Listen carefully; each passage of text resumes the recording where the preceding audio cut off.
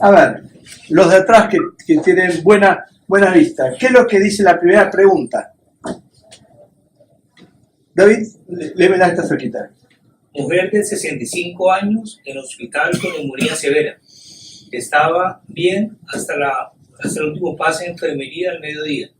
En la revista de las 14:15 horas, la paciente se encuentra afásica y con hemiplegia derecha. ¿Cuál de las siguientes acciones es la más correcta? A. Heparina endovenosa. B. Resonancia magnética nuclear de cerebro. C. Una tomografía sin contraste de cerebro. Si es negativa, dar antitrombótico. Trombolisis. Antitrombótico, usted vea. TAC de cerebro sin contraste. Si es negativa, aplicar terapia intraarterial. Bien. Y aspirina oral. Aspirina oral. Bueno, ¿cuál es la respuesta para ustedes? Vamos, A, B, C, D o E. Sí. Sí. ¿Tienen una? Sí. Sí. C.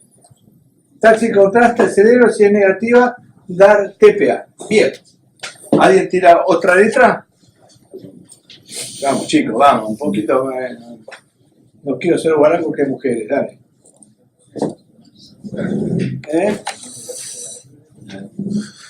¿Ninguna otra más? Eventualmente la D podría ser una opción. La D podría ser una opción. Dependiendo del centro y la experiencia del señor, podría ser una opción. Está bien. Está bien. Bueno. Vamos. ¿Cuál otra? ¿Todos están por la C? Por la C. ¿Por qué están por la C? A ver. Es correcta. La C es una de las más correctas.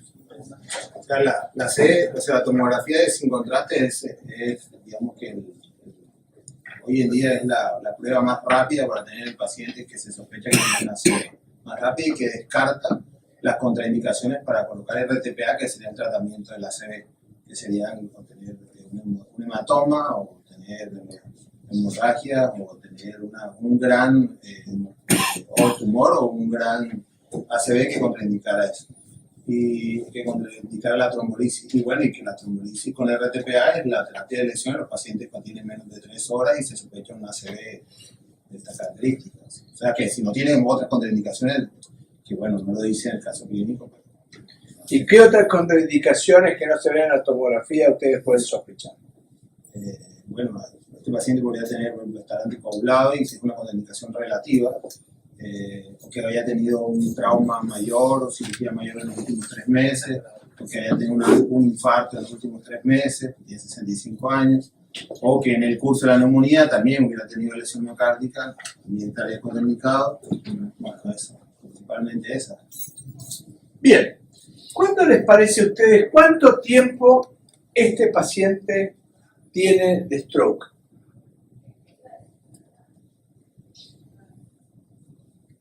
¿Cuál es la hora cero del stroke? ¿Cuánto? Mediodía, 12 del día. Muy bien, el mediodía, perfecto. O sea, uno va a tomar como hora cero la hora en que la última vez fue visto el paciente o el paciente refiere haber estado bien. No importa si es verdad o no, pero de algún lado nos tenemos que agarrar. Es a ver usted cuándo lo vio por última vez.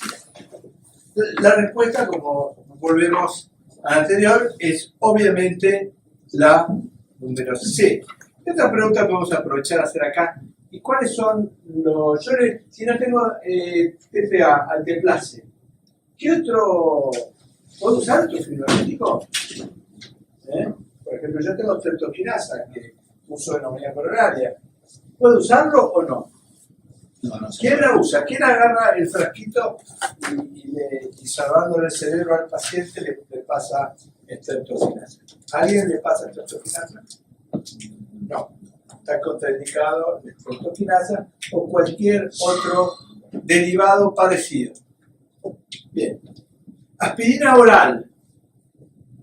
Supongamos, a ver, ¿cuántos de ustedes hacen esto en su lugar de trabajo? Ninguno. ¿Para qué estudiamos algo que no hacemos? ¿No? Nadie lo hace. ¿Por qué no lo hace? A ver, el lamento boliviano, no, acá no es. A ver, ¿qué es lo que no tienen, chicos? No tienen ¿Quién tiene tomógrafo? Levanta la mano, a ver, uno. Bueno, ¿tenés tomógrafo? Te estoy comprando uno. Ustedes levantan la mano, tienen tomógrafo, vos tenés cara de tomógrafo. Vos tenés tomógrafo, todos tienen tomógrafo.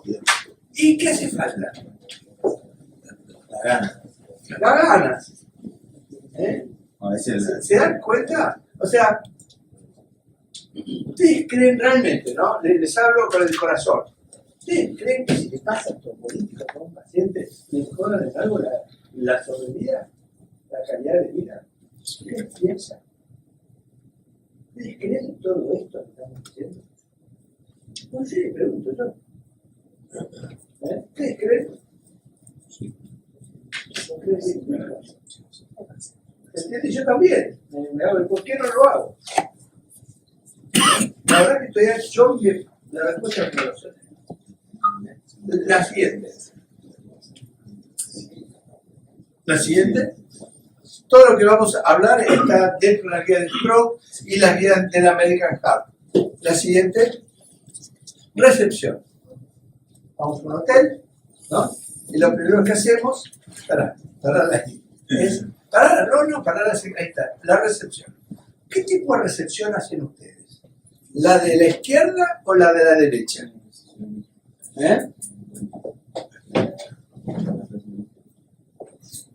Supongamos que la recepción sea la guardia, acá está el triage. ¿Qué vemos acá? Esto es típico nuestro. Que en el triage está ¿quién? ¿Quién está recibiendo? ¿El pasajero o el paciente? Nadie. Y acá está bueno. Y aparte tiene el factor tiempo. Acá el tiempo es plata. ¿No? Entonces, tenemos que lograr hacer esto. Tenemos que lograr tener un buen triage y tomar al paciente desde la hora cero, la siguiente. Porque el tiempo es, eso ya todos el tiempo es el trauma. ¿Qué es el trauma el tiempo? Hora de oro, no sé qué, ¿no? El tiempo en la UCO, el tiempo es músculo. Suena buenísimo. El tiempo en la sepsis, no sé, el tiempo ¿qué es? Mitocondria, ¿qué es? Célula. El tiempo es célula.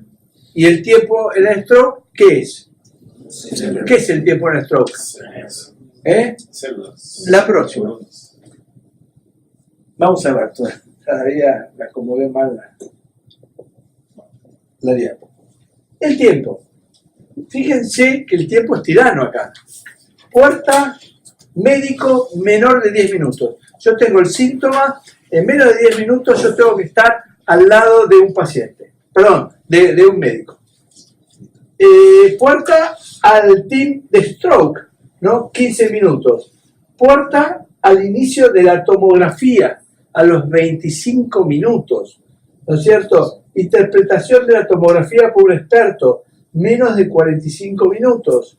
Puerta, ¿no es cierto? Droga, ¿no? La puerta droga al trombolítico, menos o igual a 60 minutos. O sea, a la hora tengo que estar con los trombolíticos y la puerta a la admisión de la unidad de stroke, ¿no? Que es después de la hora, o sea, dentro de las 3 horas. ¿Cuánto tiempo es la ventana de un stroke?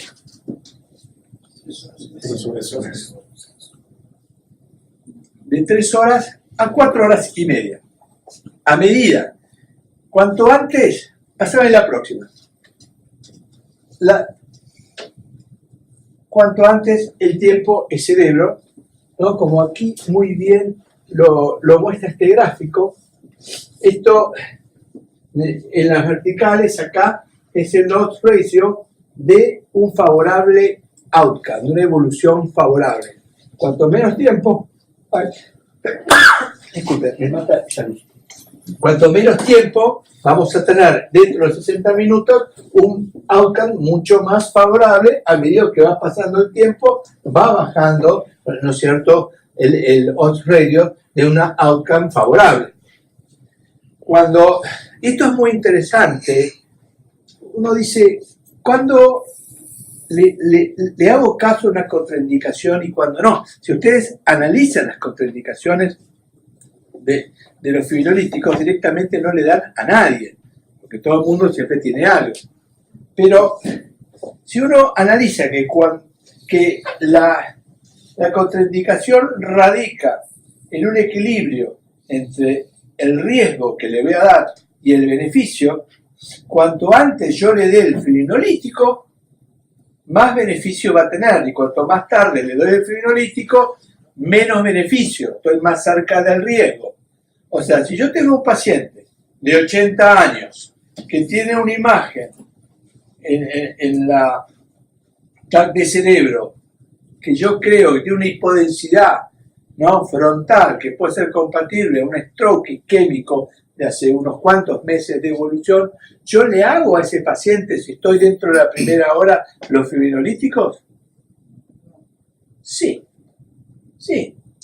porque yo estoy seguro que ese paciente va a mejorar siempre y cuando tenga una escala de NICE, en este caso, mayor, no sé, de 5, 6, 7, 8, 9, 10. Se va entendiendo. Pero si ese mismo paciente, si el señor Rodríguez, de 80 años, con una hipodensidad frontal, ¿no?, de unos 5 centímetros, me viene y ya pasaron 4 horas, y yo no sé si le hago, porque yo sé que ya he perdido gran parte de la evolución positiva, entonces me están ganando los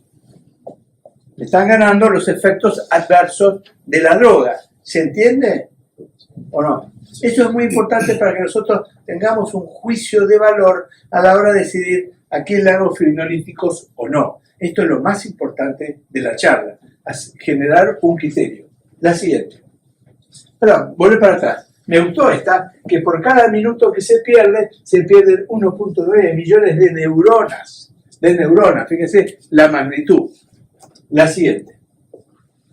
A medida que nosotros nos vamos acercando a la hora, que es lo ideal, es dentro de las 3 o menos las 3 horas, hasta un rango de las 4 horas y media, ¿no es cierto?, para lograr la revascularización. Cuando lo hacemos en forma posterior, las complicaciones por la revascularización empiezan a aumentar. Se produce pérdida de sangre a nivel de la barrera hematoencefálica y aparecen más hemorragias y más edema cerebral en el paciente que se lo reperfunde tarde. O sea, no es que yo le paso los fibrinolíticos y la respuesta es nula, sino que le agrego efectos adversos al paciente. ¿Se comprende eso? No es que voy a tirar la droga, es un gasto. No, voy a complicarle el cerebro al paciente. La siguiente, por favor. Esto acá seguramente los de atrás no lo ven, pero cuando nosotros tenemos un stroke, lo primero que tenemos que pensar es ¿qué es lo que nos preguntamos cuando entra un paciente con un stroke? El tiempo. El tiempo. Bien, perfecto. ¿Para qué pensamos el tiempo? Para la terapia con TPA. Bien. Pero ¿qué pasa? ¿Está bueno pasarle TPA a una hipoglucemia? No. ¿Las hipoglucemias pueden darte foco? Sí. ¿Una migraña te puede dar foco? Sí. Bueno, son todas patologías que no es conveniente darle TPA. Estamos todos de acuerdo. Entonces, los diagnósticos diferenciales se descartan. Sí, no es la palabra justa la que yo usar, con un poquito de sueño, se impone, esa es la palabra. El diagnóstico diferencial acá se impone. Si se impone, y bueno, y vamos obviamente a descartar el factor psicógeno, un estado posictal. Pregunto yo, el hecho de que el paciente haga una convulsión tónico-clónica, ¿descarta de la fibrinolisis, sí o no? No, muy bien. Hipoglucemia, ¿no?, migraña con aura, encefalopatía hipertensiva. ¿Esto descarta una encefalopatía hipertensiva los trombolíticos? ¿Sí o no? ¿Sí o no? Sí, la descarta. Muy bien. Absceso del sistema nervioso central, tumor del sistema nervioso central y toxicidad por droga. Fíjense, todas son causas que no hay que dar en este caso, digamos, trombolíticos, porque no tiene un stroke, tiene otra cosa que no es. La siguiente. Todos sabemos que dentro de la fisiopatología el stroke se divide en ¿qué? En isquémicos y hemorrágicos. Los más comunes son los isquémicos, de etiología trombótica, le siguen los embólicos, los lacunares son más raros, y por último los que tienen componente vasculítico. Los que nosotros más vemos son los trombóticos. La siguiente. Cuando el paciente ingresa, lo primero, como ya dijimos, es evaluar, acá dice, evaluar la trombolisis. Evaluamos la trombolisis. Consideramos otras estrategias de perfusión. ¿Qué otras estrategias de perfusión conocen ustedes? La trombectomía. Muy bien, la trombectomía. Cuando ustedes eligen hacer un procedimiento intraarterial, que es una trombectomía, o utilizar TPA intraarterial, ¿cuándo? Los quiero sacar de las diapositivas. ¿Cuándo? ¿Cuándo les parece? Usemos el criterio. ¿Cuándo? Bien, cuando nos pasamos a las 4 horas. ¿Por qué? Porque todos los procedimientos in situ, ¿no? Localizados, tienen mucho menos riesgo que dar trombolíticos en forma sistémica. Aunque el gol estándar sigue siendo el trombolítico sistémico. Cuando yo pienso en aplicarle algo a nivel intraarterial en un paciente que está en ventana, tengo que hacerle trombolíticos sistémicos y después la trombectomía. ¿Tá? Eso es un concepto muy importante.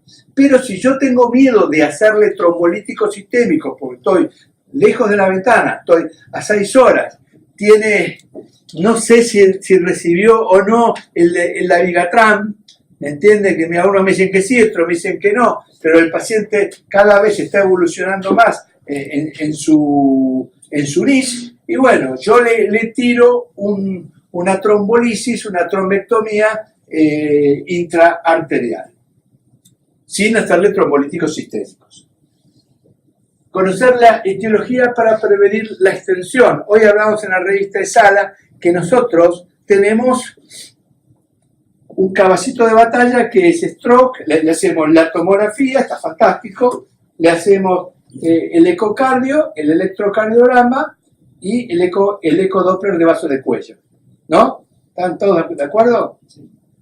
¿Alguien le hace algo más de rutina? Hay que hacerle... Yo no te digo lo que hay que hacerle, yo te digo lo que hacemos. Vamos a medicina en realidad. No, bueno, nosotros le hacemos, en el hospital no, pero en un lugar de trabajo le hacemos a su paciente una angiotomografía de vaso intra y extracraneal. Bien, bien. No, intracraneal. ¿Todos le hacen angiotomografía intracraneal? No. Bien, pero la verdad, ¿quiénes están mejor parados? ¿Ustedes o él? ¿El doctor gasta mucho dinero o ustedes ahorran mucho? Ustedes ahorran mucho. O sea, las buenas prácticas exigen pedirle la angiotac, como dice acá el doctor. ¿Pero de rutina, doctor? De rutina, porque vos tenés que estudiar el árbol arterial para ver cómo está, porque si no son todas sospechas. Hay signos indirectos en la tomografía, ¿no? O hasta en la resonancia, que se ve mejor, todo lo que sea perfusión se ve mejor con la resonancia, pero bueno, no son categóricos. El gol estándar es la radiografía. En este caso, para no hacer algo cruento, le hacemos la angiotac o la angioresonancia, lo que tengamos más a mano. Es que también, cuando uno, por ejemplo, si uno tiene un Doppler y dice, bueno, está positivo, tiene que hacer angiotomo también de vasos extracraneales, porque o hace 2 métodos no invasivos para definir el tratamiento, o hace la angiografía de sustracción digital, que es la que define. O los 2 no invasivos, o la angiografía de sustracción digital. Y lo otro es que la angiotomografía o angioresonancia, que si uno quiere hacer la angioresonancia, hace perfusión, hace difusión, hace todo, te puede mirar los vasos, o sea, unas lesiones que no se ven con el Doppler, que son proximales, que son capaces de ser manejadas endovascularmente, o sea, hacerle esteno, hacerle angioplastía, que no son de vasos intracraneales, sino son extracraneales proximales a la base, entonces se manejan de esa forma. Y muchas veces uno encuentra las lesiones ahí. O también que no se ve con el Doppler bien, que son la circulación posterior, que se ve bien con la tomografía. Exacto. O sea, nos abre el abanico de conductas terapéuticas. Capaz exige a un neurointervencionista que haga de repente un stent retriever, ¿no? Interarterial, o que le haga trombolíticos, etc. A veces vos te encontrás que el tipo tiene en la carótida interna tiene un trombo largo, y vos sabés que si ese trombo sigue migrando, el tipo va a ir a un infarto hemisférico que lo va a dejar secuelado, un tipo de 60 años. Entonces vos agarrás, le pones un catéter, le sacas el trombito y chao. Y capaz le salva la vida. Capaz no sé, pero tiene más posibilidades. Bueno,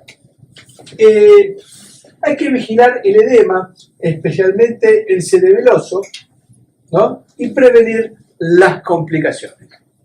Hace poquito, en otro lugar que trabajamos, tuvimos un paciente con un stroke de fosa posterior. Entonces yo lo miré y dije, mira, el tipo estaba fenómeno, ¿no? El tipo estaba muy bien. Y sin embargo, cuando llamamos al neurocirujano para que lo viera, porque eso de llamar a un neurocirujano para un ACV isquémico no es muy común, ¿no? Entonces lo llamó y dijo el tipo, bueno, te pido por favor que al menor deterioro del lago llamame corriendo, porque esto quema. Por suerte, el paciente no requirió ningún tipo de intervención, porque tuvo suerte, pero todo stroke cerebeloso de fosa posterior, cuando hace un poco de edema, enseguida hace hipertensión endocraniana y se puede herniar. La siguiente. Cuando ingresa el paciente, lo primero, aparte de hacerle el interrogatorio, ver la hora que se produjo el stroke, le hacemos esta escala del LIS. Esta es una escala que va, creo que de 0 al 25, 20... ¿Alguien recuerda?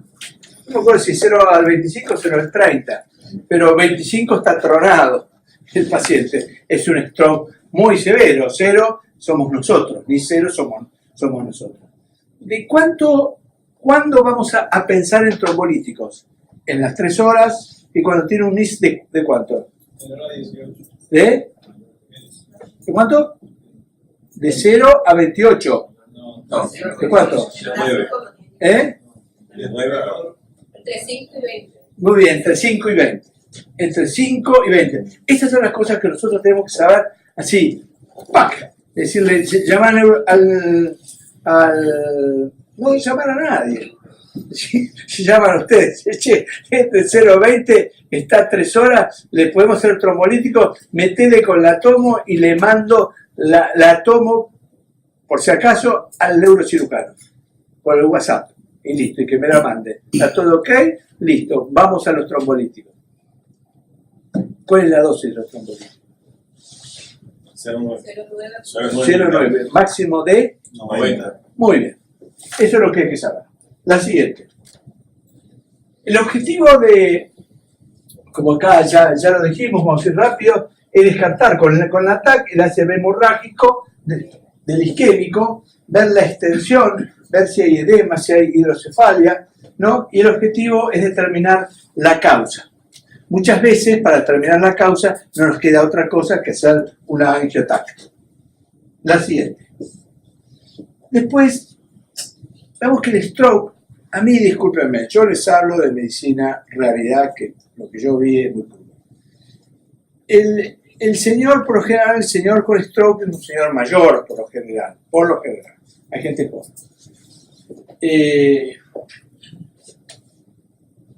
Generalmente, discúlpenme, ¿no? Se los trata en forma despreciable.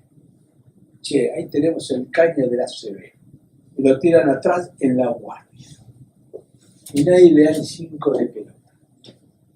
Nadie ni siquiera le pone en el monitor.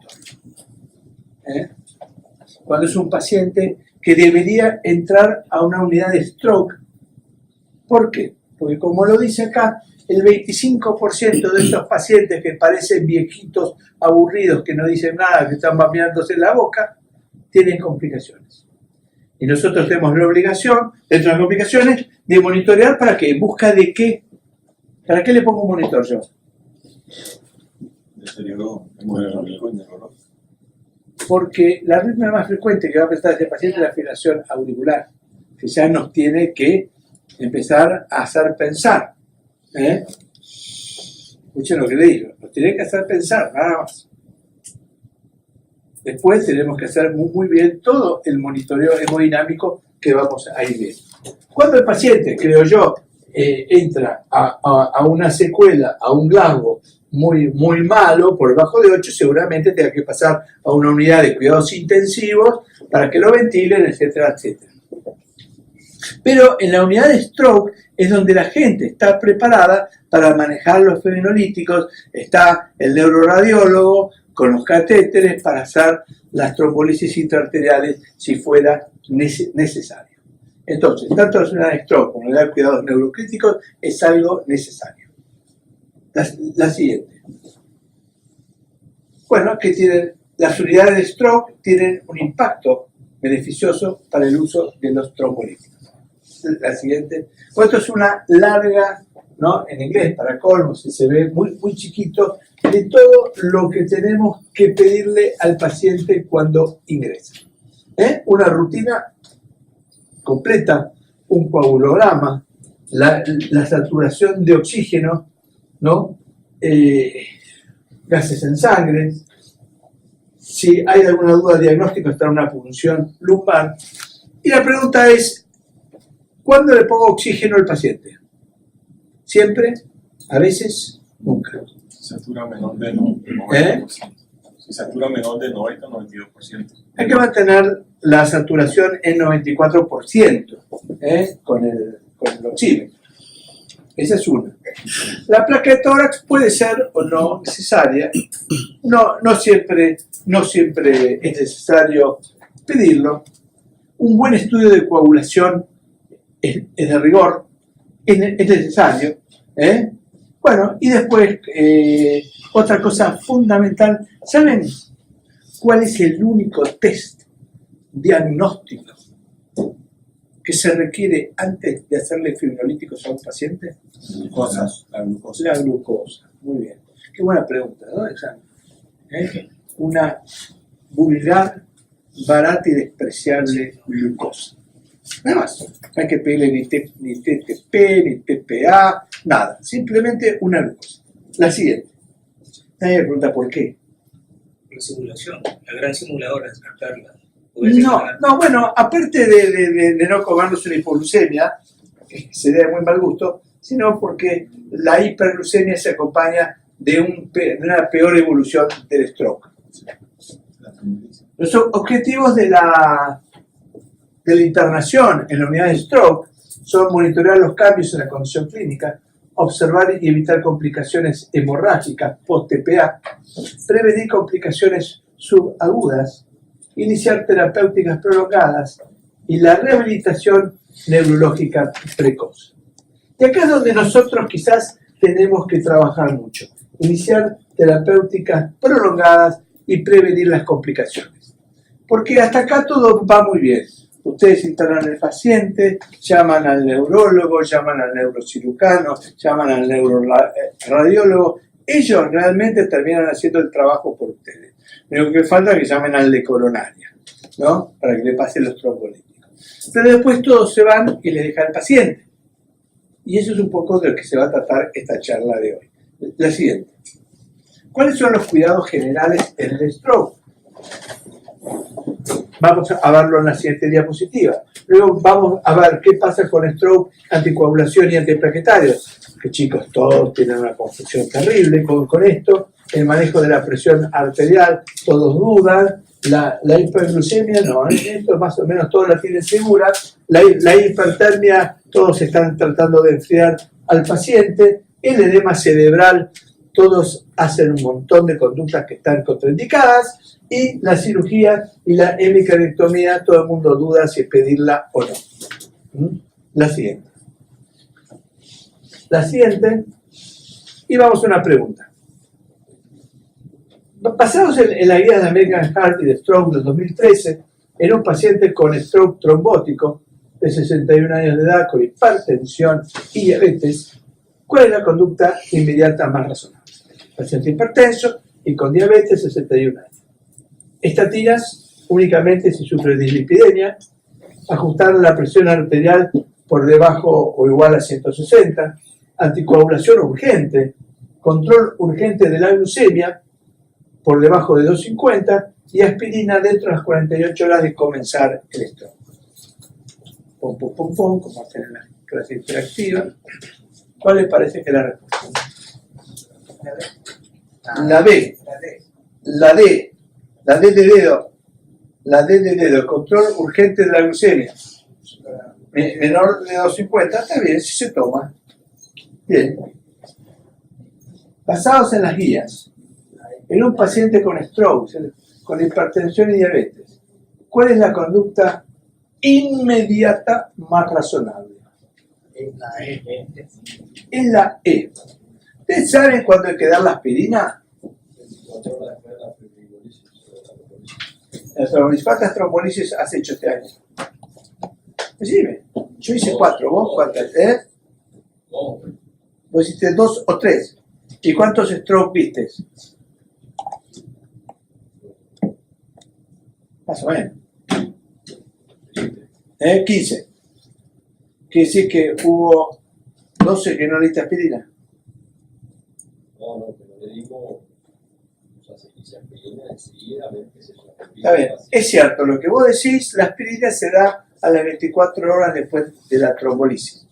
Pero lo que es más cierto, sí, porque es una cuestión que nadie está haciendo trombolíticos acá en la Argentina, por lo menos en forma... ¿Vos de qué hospital sos? De la Sagrada Familia, porque en la Sagrada Familia está, ¿quién está? ¿Lilich? ¿O no? Se fue Lilich ya, ¿no? Pero ¿quién quedó? No, el Paredes. ¿Quién? El doctor Paredes del Sagrado Corazón. Ah, el doctor Paredes del Sagrado. ¿Y ustedes hacen trombolíticos? Bueno, muy bien. Perfecto. Eso es bueno, ¿ven? Es bueno. Pero cuando el paciente no recibe trombolíticos, que es lo más frecuente, se da dentro de las primeras 24, 48 horas. Lo que yo veo en la rutina cotidiana que le dan cuando entra. Y eso es un error. Hay que esperar un poquito, esperar las primeras 24 o 48 horas. La siguiente. Posición del paciente. ¿Cuál es la posición ideal del stroke? ¿Cómo lo ponen en la cama? A 45 grados. 30 grados, 45 grados. 30. Las guías lo que dicen es colocarlo horizontal, 0 grados. ¿Por qué? No, yo preguntan por qué. Porque vos fíjate, cuando yo lo acuesto, mejora la perfusión cerebral. Ajá. Después del segundo, tercer, cuarto día, cuando teóricamente ya está como una recanalización espontánea y el paciente tiene la hemodinamia cerebral más compensada, ahí lo podemos ir subiendo a 35, 40 grados, 30, 40 grados. ¿Por qué? ¿Para qué? Para que no se broncoaspire, porque empieza con la deglución. Y inmediatamente viene la enfermera, y le mete la cuchara, ¿no?, con el alimento. El paciente se broncoaspira. Eso es una cosa bastante común de ver. El cuidado de la vía aérea. Y la alimentación precoz, que no es demasiado razonable. Mira lo que digo, no es demasiado razonable hacerle cuando entra el paciente. La siguiente. Cuando entra un paciente 0 grados, la cama, podemos negociar 15 grados, porque da cosa verlo estar así acostado. Y después se hace una prueba, obviamente con el paciente sentado, ¿no? Una prueba de la deglución. Si la prueba es positiva, o sea, que dice que se aspira, va a una sondita nasogástrica, sin dudarle ni estar suplicándole a la familia. Y si no, si el señor deglute bien, eso lo hace muy bien el kinesiólogo. También se puede hacer test de video de deglución, está bueno. Y si es negativa, bueno, directamente que coma por boca. Las pacientes con alteraciones diglutorias utilizan la sonda nasogástrica por encima de la gastrostomía o la sesionostomía. O sea, no hay que enchufarle un botón gástrico el día que ingresa, eso se lo dejamos a pacientes con deterioro hemisférico completo, que sí, que van a estar muchos meses sin comer, ahí sí le ponemos el botón gástrico, pero no desde que al ingreso. La siguiente. El beneficio de los suplementos nutricionales no están indicados. Lo que sí sabemos, que no tiene nada que ver con los suplementos nutricionales, es que los pacientes que reciben altas concentraciones proteicas tienen mejor evolución, ya sean los vasculares como los no vasculares, hasta 2 gramos en la primera semana de alimentación de proteínas está bueno. Eso requiere, en toda terapia intensiva, hacer bolos de proteínas, con un suplemento sí proteico, que eso funciona. Pero que yo, estar dándole ensure y cosas raras, no sirve. El uso de profilaxis antibiótica. ¿Ustedes usan profilaxis antibiótica? No, y tampoco hay que usarla. El uso de la sonda vesical rutinaria tampoco hay que usarla. La siguiente. Una de las cosas que no están acá puestas es el uso. ¿Ustedes usan anticonvulsivantes? ¿De forma profiláctica? No, tampoco hay que usar anticonvulsivantes, a no ser que el paciente convulsive. Pero si no convulsiva, no hay que darle anticonvulsivantes. Esto está en inglés. ¿Cuáles son las contraindicaciones, ¿no?, más frecuentes cuando se usa alteplase? Ya un poco Gustavo ya lo había dicho: hemorragia intracraneal, ¿no?, hemorragia subaracnoidea, sangrado activo, ¿no?, algún tipo de cirugía intraespinal e intracraneal en los últimos 3 meses, traumatismo severo de cráneo, presencia de riesgo de sangrado por neoplasias, por malformaciones arteriovenosas, etcétera, diátesis hemorrágicas, ¿no? Y fíjense, como último, hipertensión no controlada. Todo lo relacionado, entonces, a la hemorragia intracerebral y la relación con la presión arterial. La siguiente. Por último, estas son las contraindicaciones relativas, como habíamos dicho, en pacientes donde la trombolisis se prolonga. Pacientes mayores de 80 años. Es relativo esto. Si toman anticoagulantes, ¿no?, a pesar de tener un ring normal, si el NIS es mayor de 25 y si el paciente es diabético e hipertenso, ¿no? Perdón, no, diabético y con stroke. Son las recomendaciones de tipo 1B, o sea, son bastante fuertes. La siguiente. Indicaciones de anticoagulación. ¿Cuándo vamos a anticoagular a un paciente? Pregunta, ¿lo vamos a anticoagular cuando tiene FA? ¿Sí o no? Como un paciente, sí, un sí, a ver, por acá, 2 sí, 3 sí, ustedes por la cabecita yo cuento, dale. 4 sí, La respuesta es no.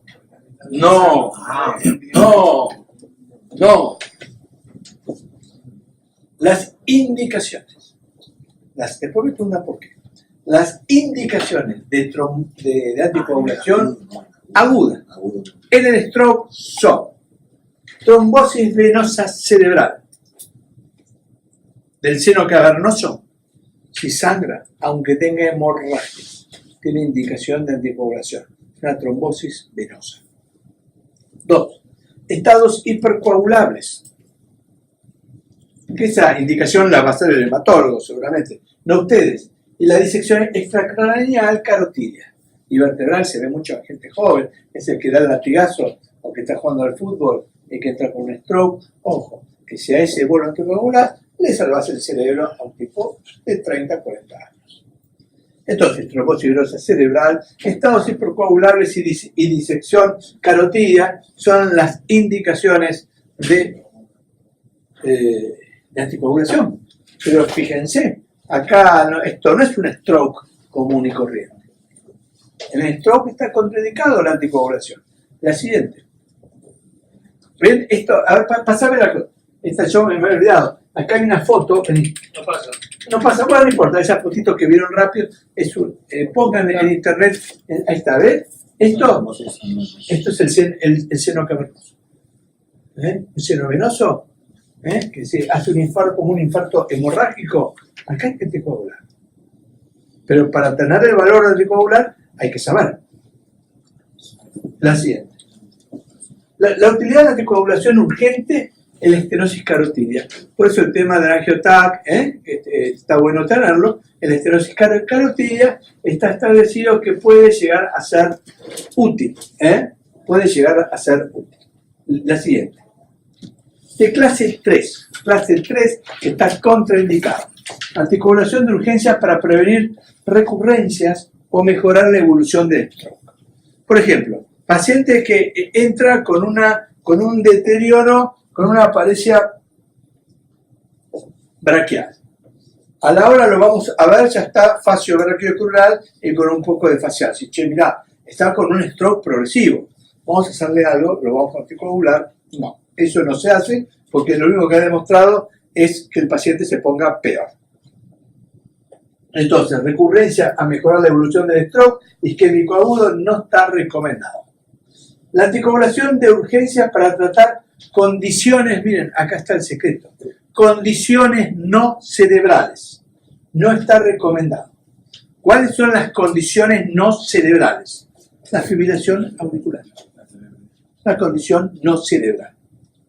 Inicio de la anticoagulación 24 horas post. ¿Qué dice? Post-paro. Post-RTPA, debe ser así. No está recomendado. O sea, poner la hepalina como coadyuvante no está recomendado. Fíjense que ¿dónde van a poner el anticoagulante? Solamente en situaciones bastante especiales que ustedes no están acostumbrados a manejar. Eso las va a manejar capaz el neurólogo o un buen neurocirujano. Entonces recuerden, frente a una FA aguda que ustedes sospechan un stroke embólico, no hay que anticoagular en forma aguda. Entonces decimos, bueno, ¿y cuándo lo anticoagulo? La siguiente.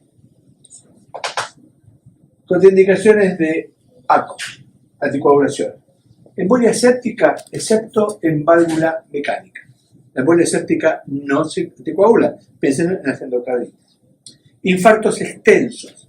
Todo infarto hemisférico de tipo M1, M2 no se anticoagula.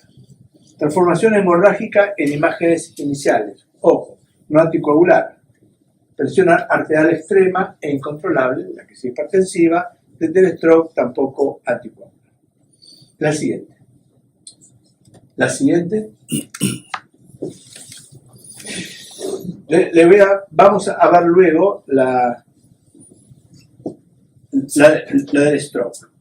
Pero primero, antes de hablarle, de la anticoagulación en el stroke, en la FA, quiero hablar de la aspirina.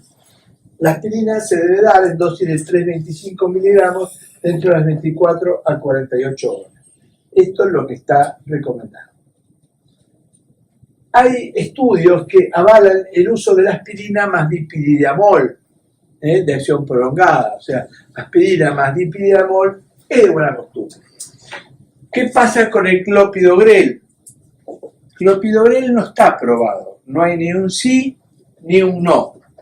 Podría ser interesante frente a pacientes resistentes a la aspirina o que tengan algún tipo de alergia a la aspirina, que hay más de lo que uno piensa. Luego, drogas que se vendieron mucho en una época, como el tirofaban, no está establecido que sirvan. Todavía hacen falta muchos estudios clínicos. Entonces, lo más importante, recuerden que la aspirina se da en las 24-48 horas a dosis de 3,25. Se le puede asociar dipiridiamol, y el clopidogrel está para considerar en situaciones especiales. La siguiente. La aspirina no está recomendada, no se confundan acá, la aspirina no está recomendada como sustituto del tratamiento agudo de stroke. Eso quiere decir que si llega un paciente que tiene 2 horas de evolución, que tiene un NIS de, no sé, de 15, está buenísimo hacer de trombolítico, pero en farmacia no hay trombolíticos, dice, bueno, le doy aspirina. No, eso está mal. Ni aspirina, ni anticoagulante, ni nada. Si no tenés los trombolíticos, no le dé nada. Mirarlo como se infarta el cerebro. Los inhibidores de la glicoproteína tampoco están recomendados y los clase 3 nivel evidencia B. Bueno, la administración de aspirina u otro plaquetario como adyuvante a la TPA tampoco no está aceptado. O sea, si mira, está haciendo un infarto bárbaro, le vamos a dar aspirina con TPA. No, eso no es bueno. No es bueno.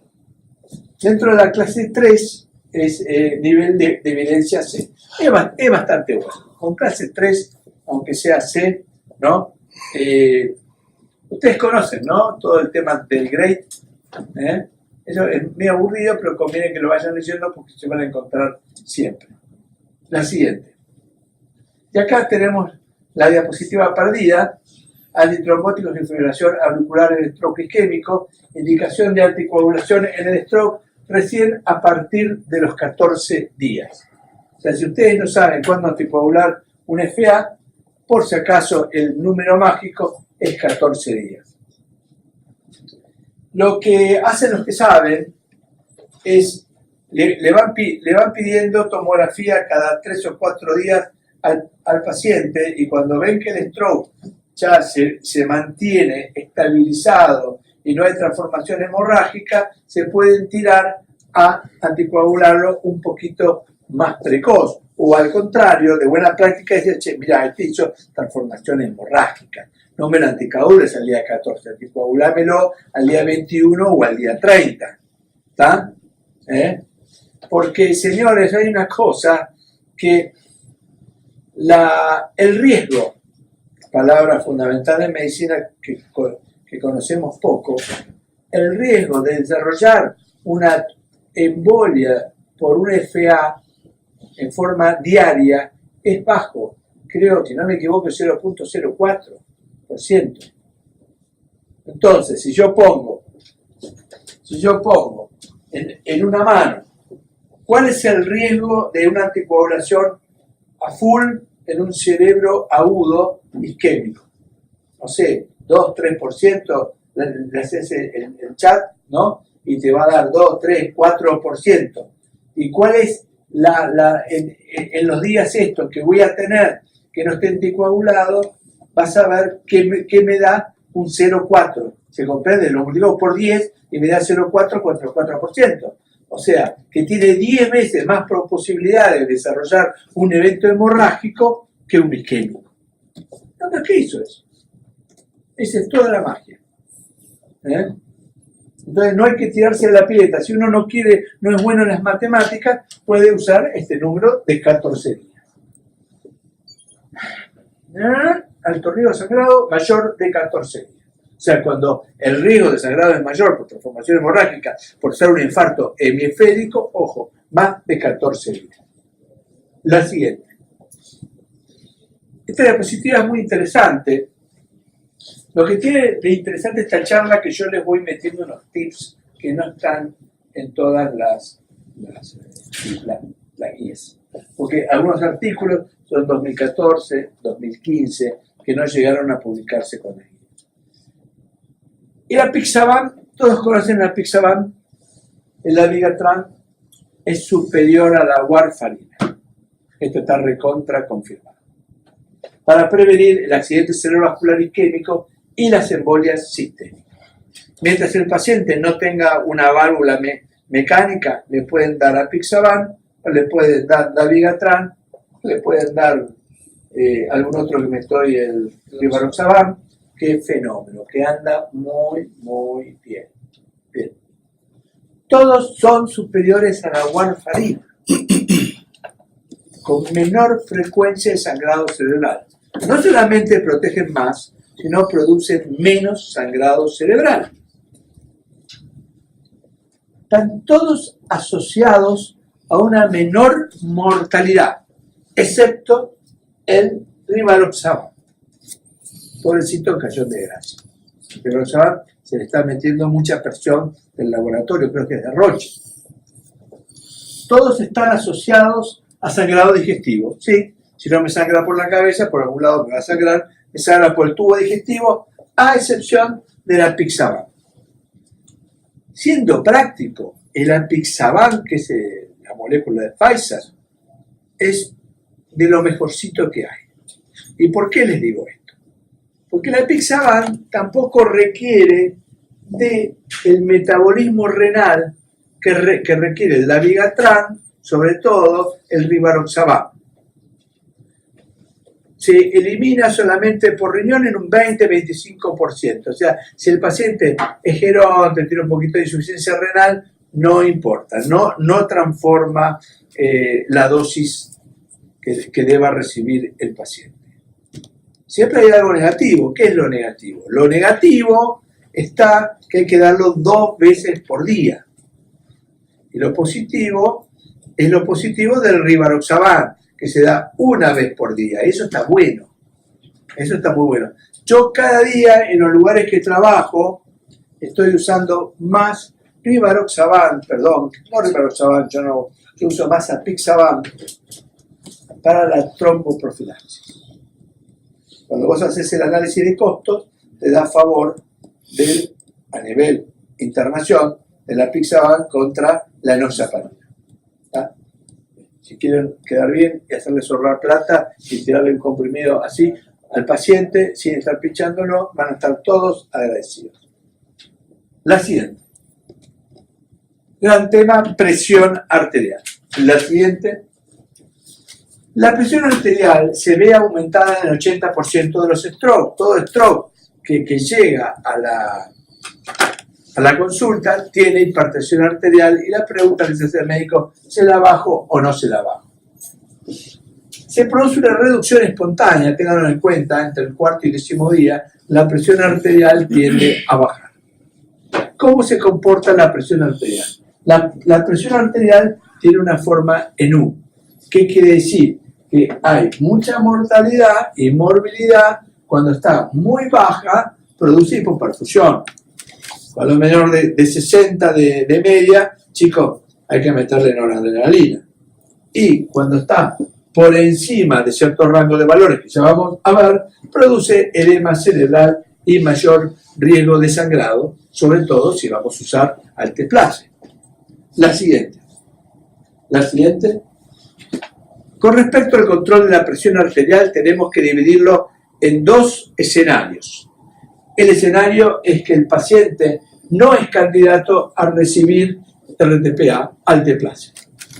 Si no es candidato, vamos a tener que reducir en un 15% la presión arterial, siempre y cuando la presión sistólica sea igual o mayor a 220 y la diastólica sea mayor o igual a 120. Ahí tengo que reducirla en un 15%. Es un número mágico, el 15%, no hay un valor realmente que haya sido demostrado que sea el más efectivo, pero estos son consejos buenos.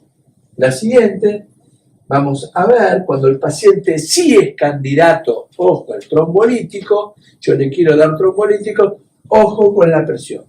Tenemos que mantenerlo antes de la fibrinolisis con una presión igual o menor a 185 de sistólica y con una diastólica igual o menor a 110, 185, 110.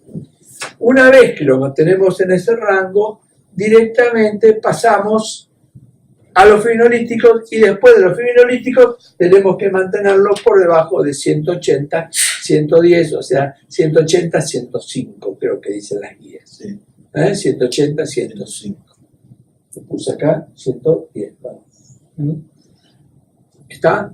Ese es el recto, acá donde el intensivista se luce. Esto es lo que nosotros tenemos que saber de memoria, no basta decirle al neurointensivista, al líric, che, ponele un stand retrieve. ¿Qué te metemos, flaco? ¿Entendés? Déjame a mí hacer mi trabajo y voy a hacer el tuyo. Porque los intensivistas pasan a darle letra de cosas que no saben, porque no las hacen, ¿no? Y después no saben hacer lo suyo. Van y a este paciente, porque le sube la presión arterial, que le meten nitroglicerina, que parece que es el único vasodilatador que existe. Cuando no hay que, está contraindicado, muchachos, la nitroglicerina en todo cerebro agudo. Entonces, podés usar labetalol, ¿no es cierto?, hidralazina, nicardipina, que no sé si hay en Argentina nicardipina, y si está muy hipertenso y con riesgo, bueno, utilizar nitrofosfato de sodio, pero nunca este tipo de medicaciones. Otra cosa que no hay que usar es pentoxifilina, ¿no? Y ningún vasodilatador arterial, porque complican las cosas. Bueno, y se puede considerar la trombolisis aunque el paciente esté recibiendo una infusión continua de vasodilatadores. O sea, el hecho de que el paciente esté medicado no requiere suspender los antitrombóticos. La siguiente. Fluidos. ¿Cuál es el fluido de elección? La solución fisiológica. ¿Es el único fluido que podemos dar?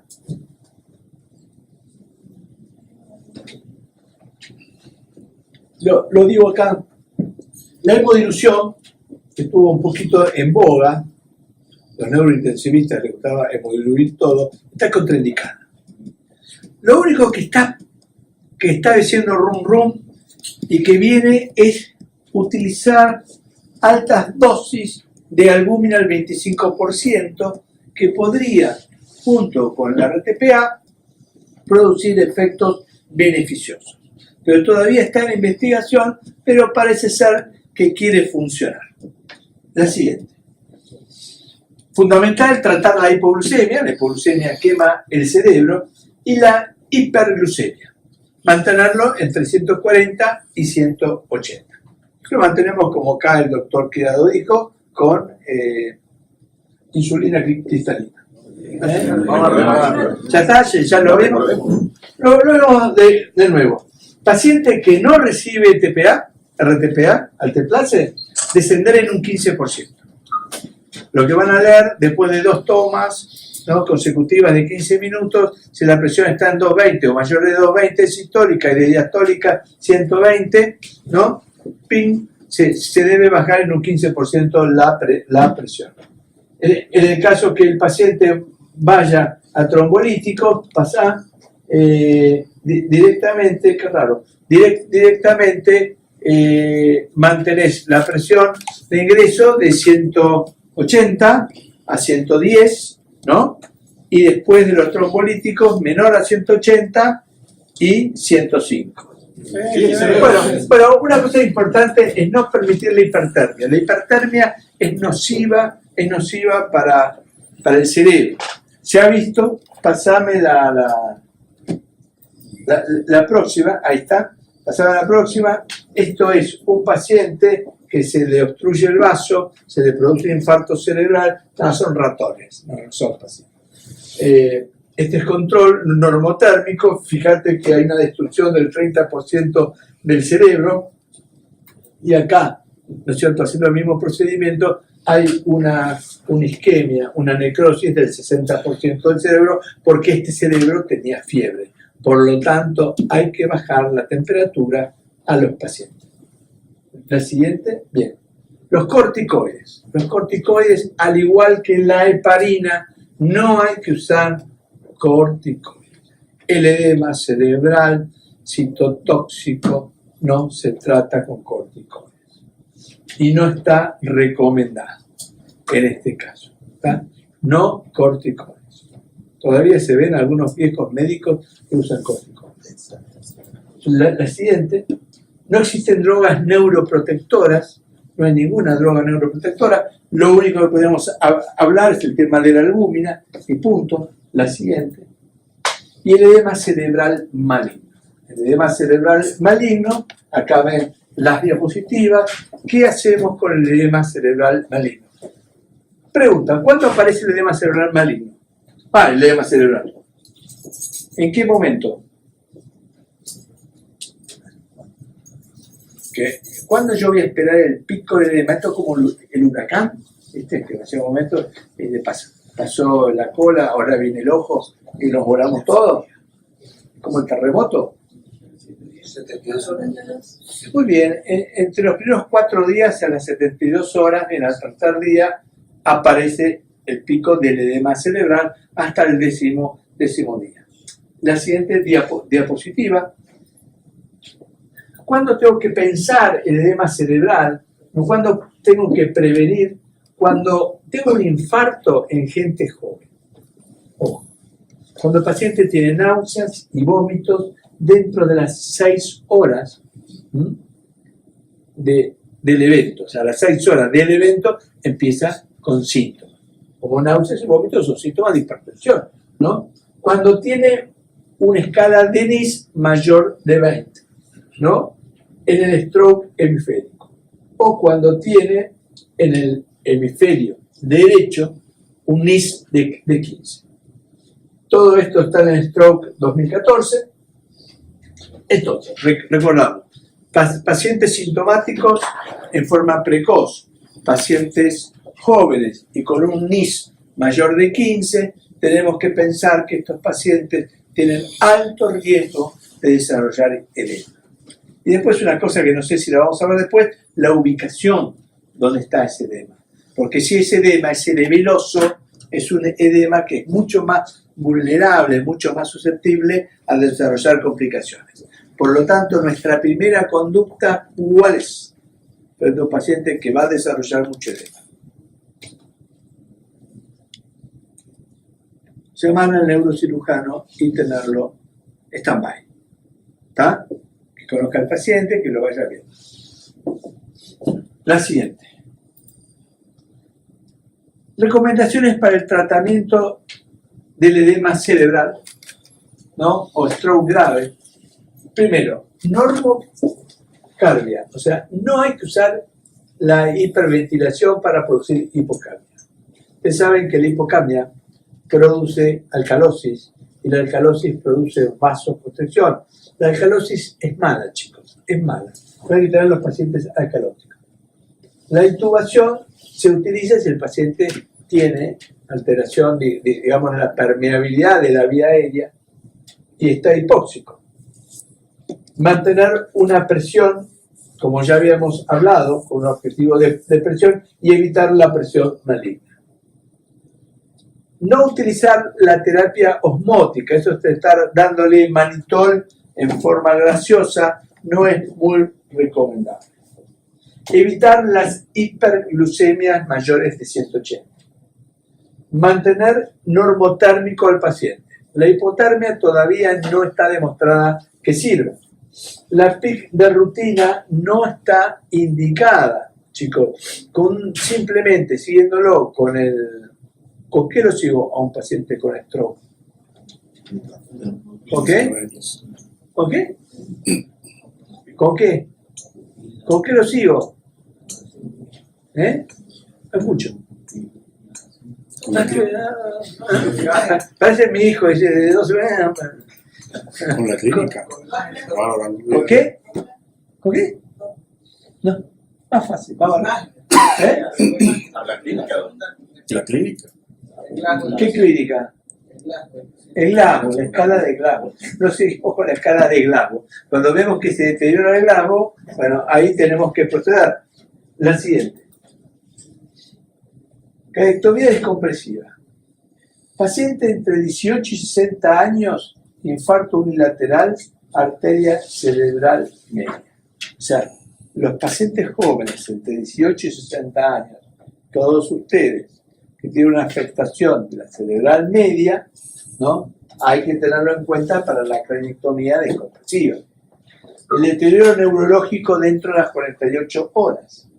El efecto de descompresión tardía no se sabe si sirve. El gatillo óptimo no se conoce. O sea, ¿cuándo voy a decir descomprimirlo, no lo sé, ¿no? La craneectomía suboccipital, acá está, se debe realizar en un infarto cerebeloso con deterioro neurológico. Lo que sí le podemos decir, como dice acá, el deterioro neurológico seguido por el Glasgow es lo que nosotros es más importante que ponerle una PIC. Porque cuando le ponen la PIC no sabes dónde ponérsela. Entonces, la craneectomía descompresiva es útil en los pacientes jóvenes, en pacientes gerontes o pacientes que están más allá de las 24 o 48 horas, realmente no se sabe si es útil. La siguiente. Tenemos una fotito. Bueno, y acá creo que sí, esta vez acá terminamos. Estamos abiertos a las preguntas.